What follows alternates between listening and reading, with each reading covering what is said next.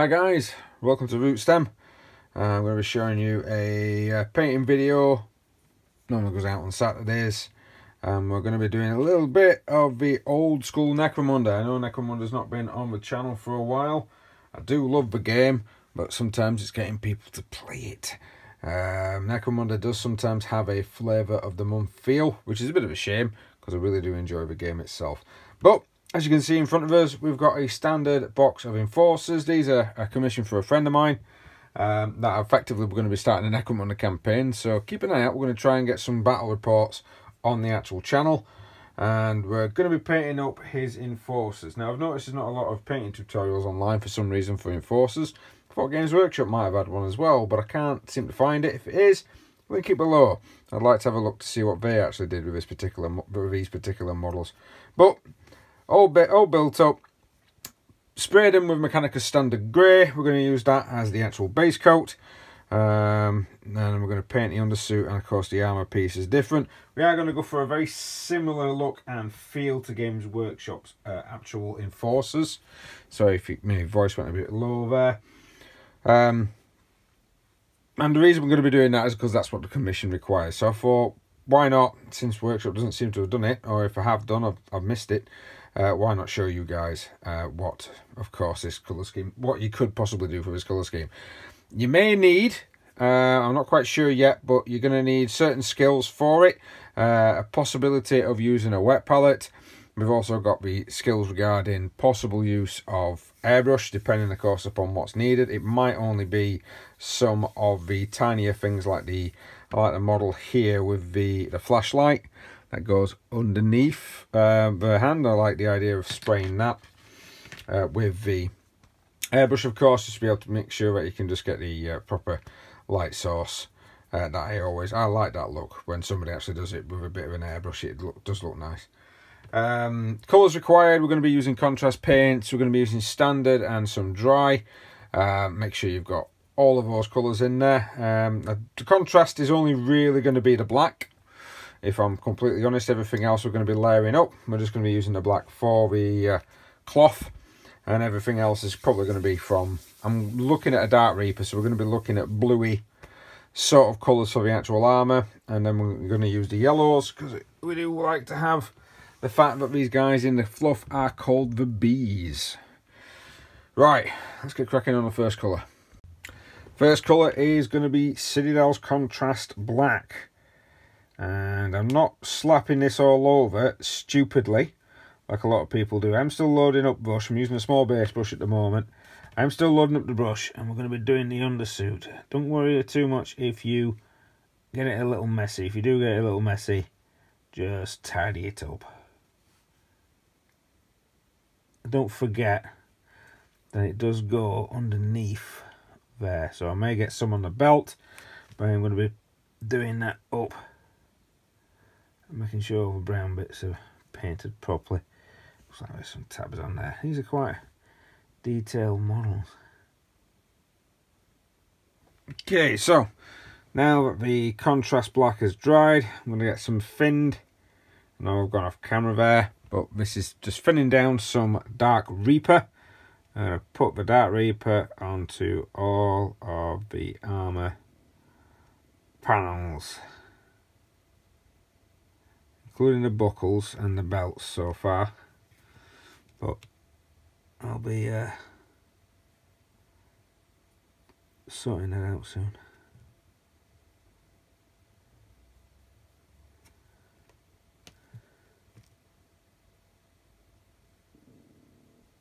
Next up, some Russ Gray is going to be, got a large dry brush here, just going to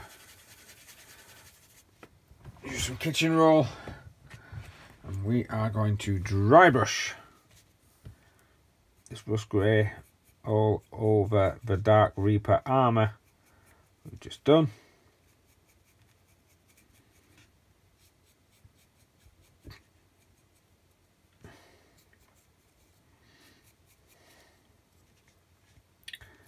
Just be a little careful. I know I'm looking like I'm being haphazard, but I've done this for a while, to be honest. And I do love the effect of a dry brush.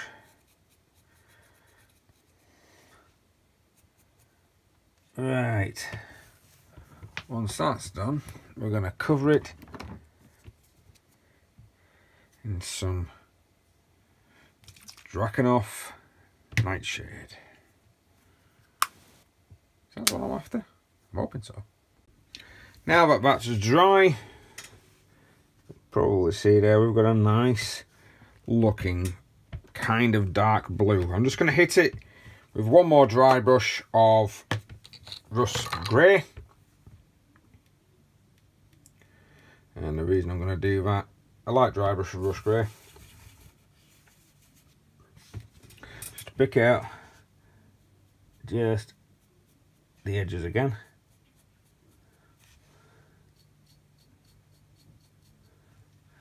And kind of just sweep in one direction. Don't get I don't want multiple edges. I just want little bits. Like there, I'll sweep down.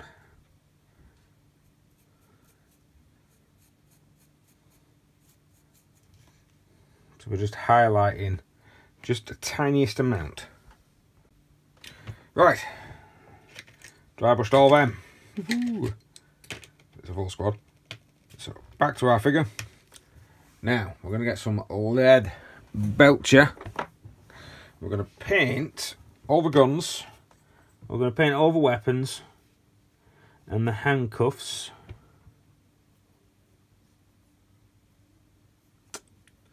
Do I want to do the belts instead first? Because then I could, yeah. Apologies, go back on that. Get out some Rhinox hide instead. So we're going to use Rhinox hide on all the leather areas. He's mixing. Again, if you want to use your wet palette or you want to thin it down, you can do. Sometimes with Rhinox, depending of course upon I think what day it is, it can be thin enough. But we're going to do all the belts. Like a belt buckle there.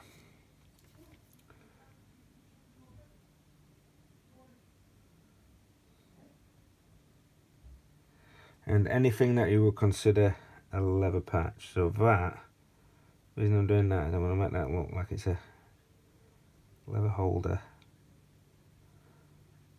Again, with a lot of my painting videos, these are not models I've built. So continuing with the brown, we've now got Doomball, and we're going to put some wet palettes here, but I'm going to put some into my wet palette, and I am going to thin this down a little. A bit more.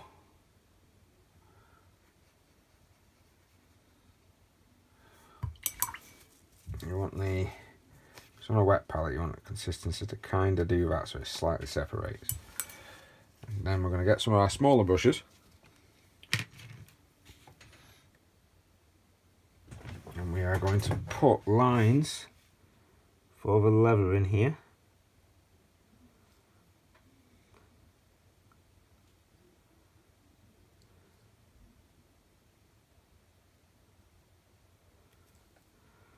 I need to correct that top one in a moment.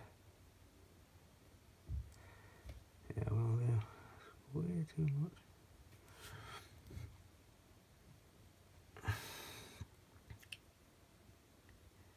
So basically highlighting the leather we've just done with Doomball. But it's a thin down Doomball, so you're not gonna get, it's not gonna be too much colour. You're gonna get a bit of the original showing through.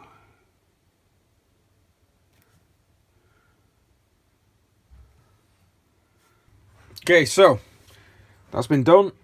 Got the highlight in. We're now going to hit the whole of the brown with Agrax Earthshade Gloss. We're not going to use a thinner brush than the usual ones. And just cover the whole of the brown. This is going to give us our leather look. So now, tissue out of the way, we're going to use lead belcher.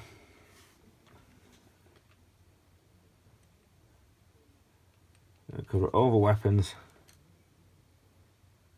the belt, and any buckles we can find as well are also going to be painted with this silver colour.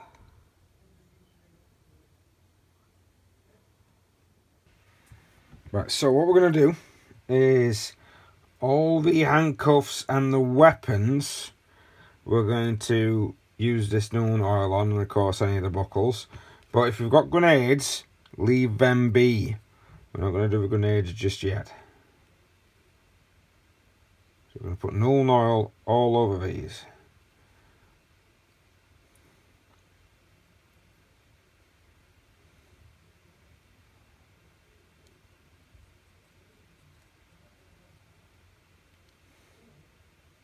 So now what we're going to do with the guys with grenades, we're going to get the green oak flesh contrast paint.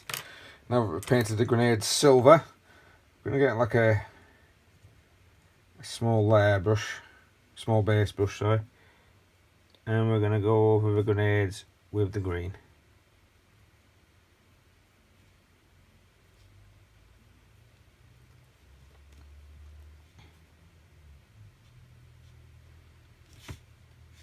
And then do that for any grenades that you actually have, regardless of type. Don't get me wrong, it's not really a realistic thing to paint grenades green, but in gaming terms, especially in Necromunda, when you need to know really what somebody's carrying, it makes it stand out. Now that is dry, next step is going to be hitting these weapons with Necron compound.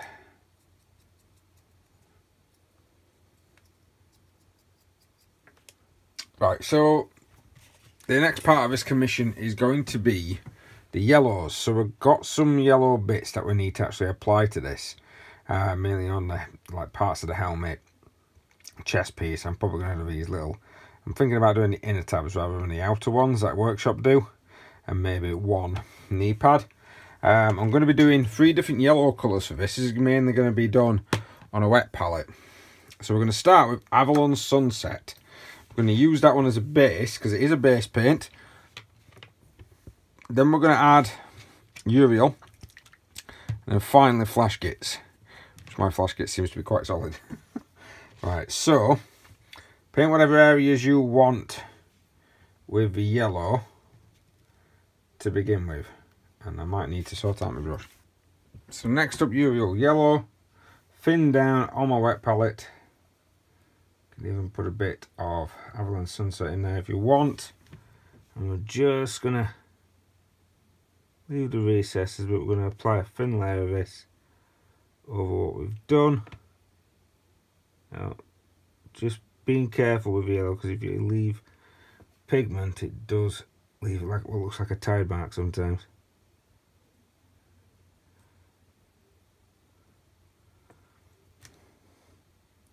I'm just leaving the recesses, and we'll do all these men.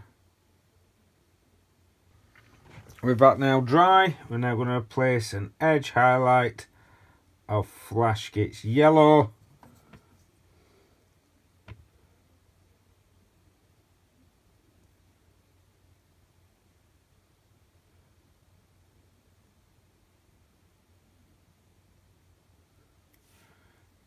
Just to finish it off, making sure you're using a small brush when you're doing this.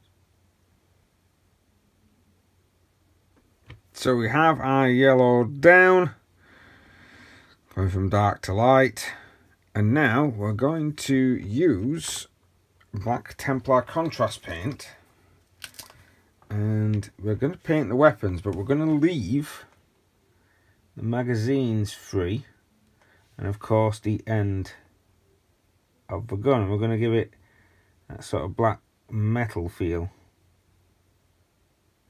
The reason I'm doing this is because if you notice, a lot of kind of especially police weapons, they're not as bright as what we gamers like to make out. So I'm just trying to differentiate so that when the commission holder uses these models, they will be different than the gangs he's going up against.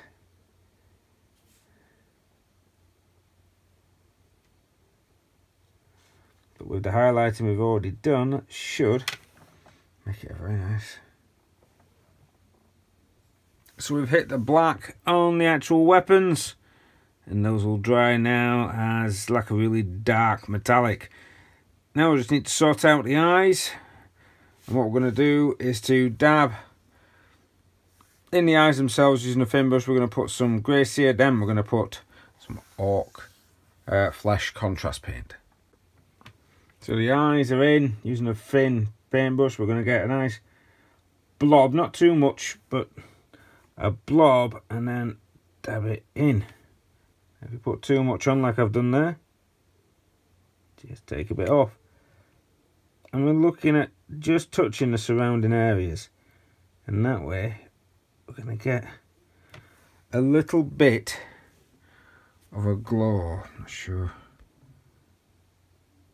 There we go.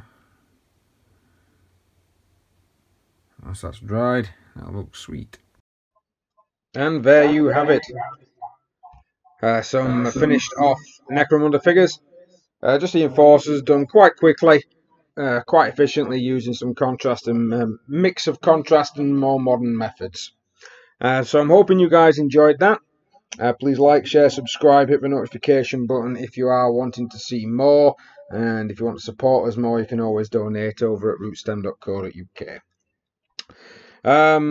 That's it for this week. I think next week it's going to be the Angron series of videos. So I'm going to be doing a couple of videos just showing me trying to quickly paint an Angron finger for a friend of mine. He wants he wants it dirtied up with the base. He wants to make it look like it's quite rough. Anyone that's following me on Instagram might have seen some of the images already, but I'll be able to, we'll be able to see how I actually painted that from next week onwards. Well, thank you very much, guys. We'll see you next time.